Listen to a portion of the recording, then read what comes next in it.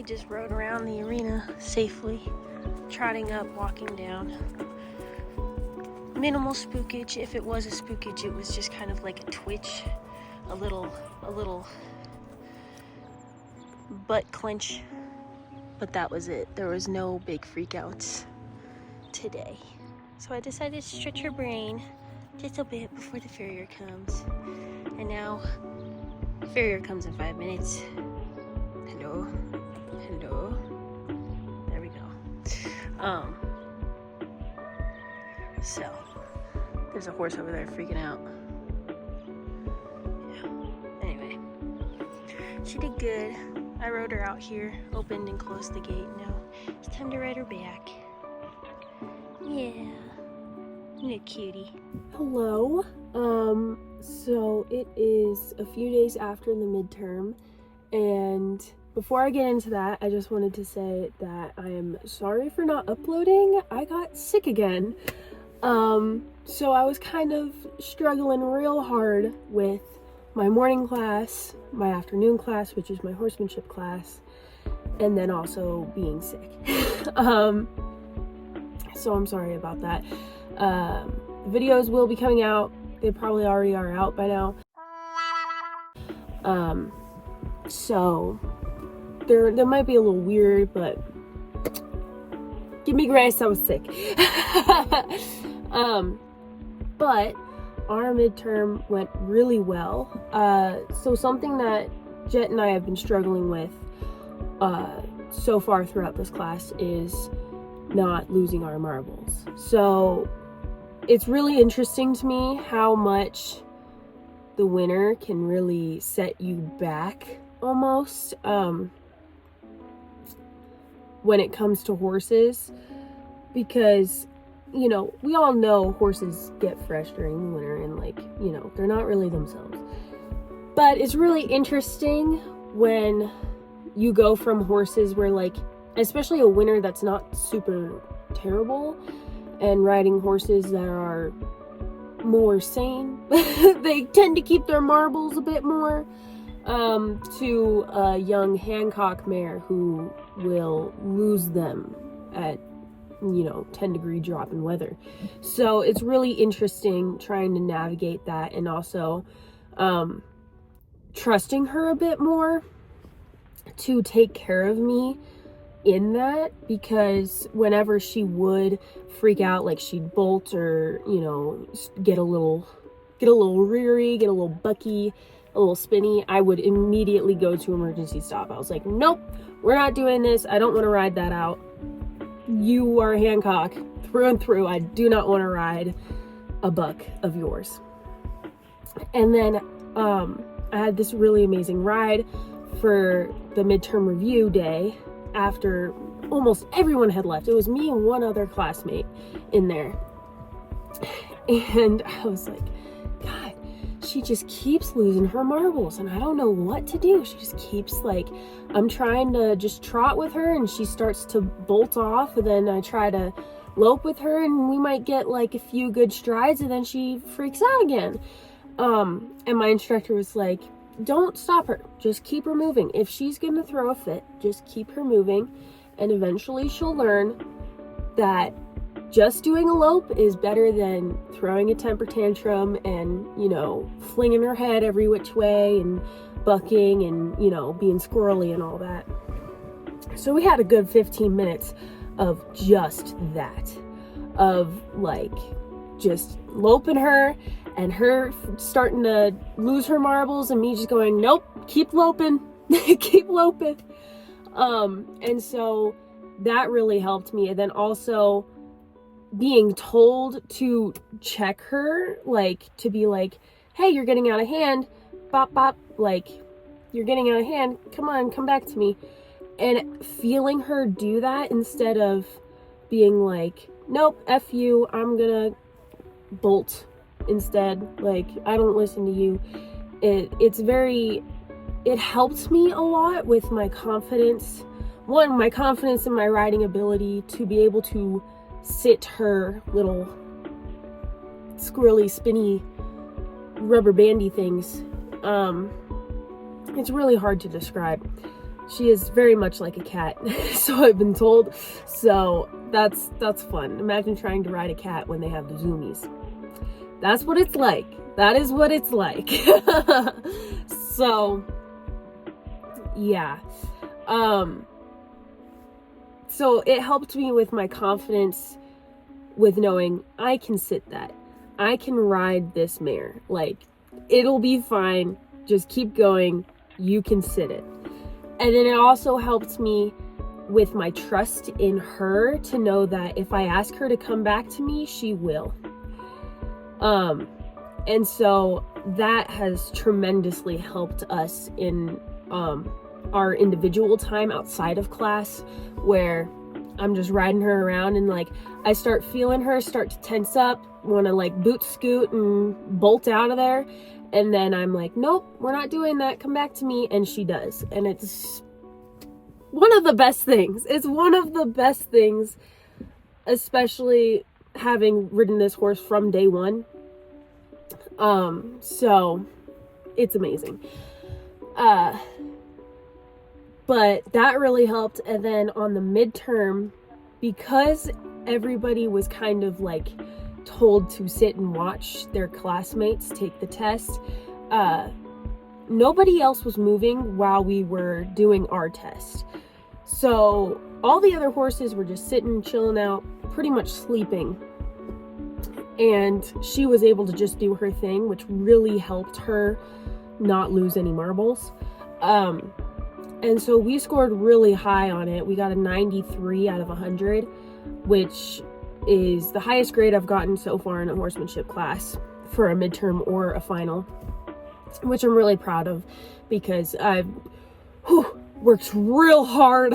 Really, there were days I did not want to ride her because I didn't want to have to deal with her squirreliness. So I'm really proud of that and how we performed. So that was really nice. But aside from the midterm, I do not have class on Thursday. It is currently Friday. So I didn't have class yesterday because it's block break. So we have a whole week before our next class. And I have an essay due on our next class. And after class, it's the sales prep tryouts. So I'm going to be focusing on working on that pattern and memorizing it and seeing what I need to do with Jet to get her ready to show them what we've got. I don't want to say I'm not hopeful. I mean, I always have hope for these things because, you know, that's why you do it. If you don't have any hope, why are you doing it?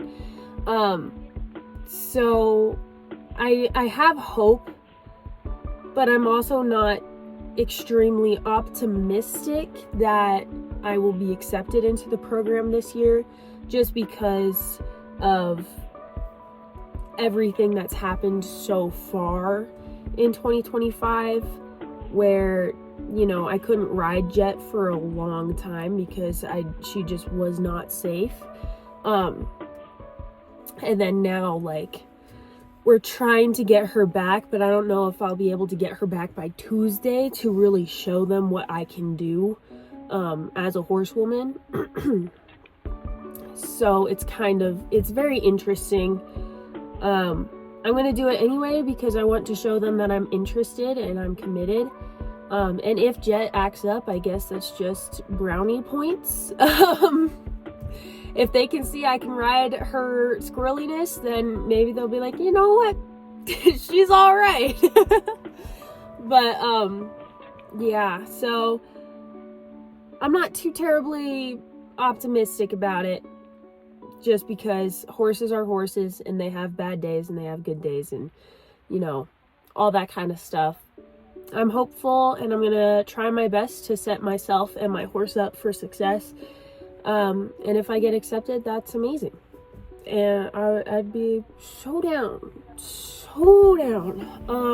Because really horses are my passion. They always have been ever since I was a wee little child. Honestly, can't imagine my life without them. So it's kind of, I wouldn't be alive without them. That's kind of the real thing. But it would be an amazing opportunity and a great place to have like guidance in starting another horse. Not that I've helped my mom start a horse when I was super young, and by help I mean like 5%. I was 5% out of the work. I was just kind of there. I was like, oh, okay. And I was learning things, and I wasn't necessarily doing a whole lot because I was in like 5th, 6th, 7th grade. So it wasn't a lot that I did. But then I did start Jet, and then I got injured after I started her and had to send her to a cold starter. So it'd be really nice to like fully start a horse and be like, hey, I've been working all year on this thing, and you know, really see how far I can take them and also how far they can take me. So that would be really nice. But yeah, so I'm gonna ride my horse.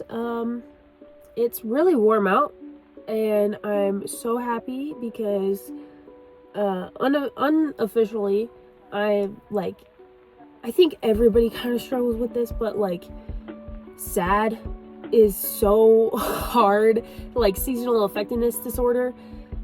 If I don't have the sun, I can't operate. It's so hard. It is so hard. And that's usually like the winter is when I am the most like, what's the meaning of this? Like, you know?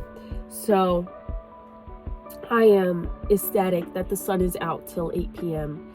and that when I wake up, it's risen, and I'm just like, oh my gosh. And it's warmer, so like I don't have to layer as much, and I'm just like, hallelujah. But yeah, don't get me started.